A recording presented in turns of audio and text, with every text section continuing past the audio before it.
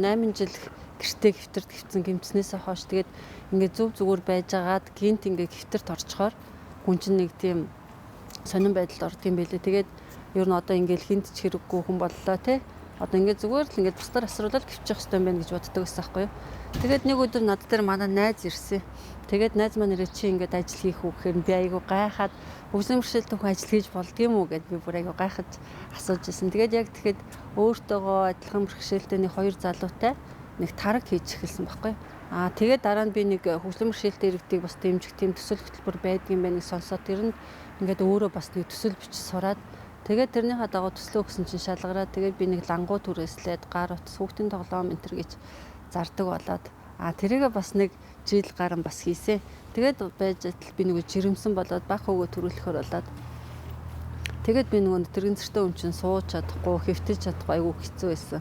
Тэгээд хүүхдээ харж чадахгүй шүү дээ. Би ч өөрөө ганцхан гар маань л хөдөлдөг. Тэгээд нөхөртөөгөө хоёулаа ярилцаад би ажил хийхэр болж байгаа байхгүй юу. Би ч өөрөө хүн төлбөрийн бэрхшээлтэй гэж явдаг хүзүү нугасны гэмтэлтэй тэгээ хөдөлмөрийн чадвараа 90% алдсан байнгын асаргаанд байдаг. Одоо халамжийн хэллэгээр бол ийм хүн яг 2002 онд гэмтээд удаагүй миний том хүү чи 9 сартай байсан аахгүй. Тэгээд тэр үед нэг манай найз ингээд намайг ингээд түшид тогсчи тасгал хийжий гэд нэг гэрт маань нэг юм төмөр авчирч өгөөд би тэргээ ингээд түшид зогсдог байсан. Тэгээд тэр үед ингээд миний хүү ингээд мүлхэж ирээд миний хөлнөөс зүгдчихдэг байсан аахгүй.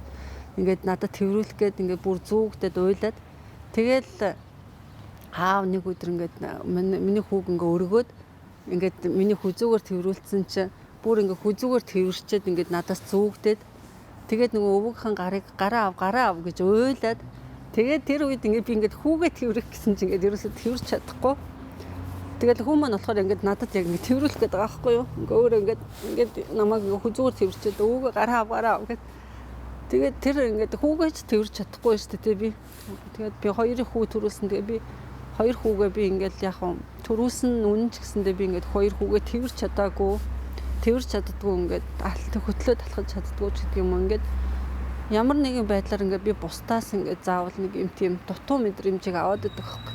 Ингээд бүх зүйл дээр ингээд хязгаарлагдмал ямар нэгэн байдлаар бусдыг ингээд заавал царайчилж гуйж амьдардаг.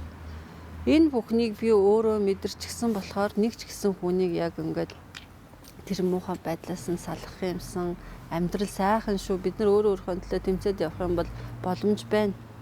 За ингээд надтай адилхан бэрхшээлтэй хүн ингээд хүнтэй гэрэлж гин, хүүхэд гаргаж гин, ажил хийж гин.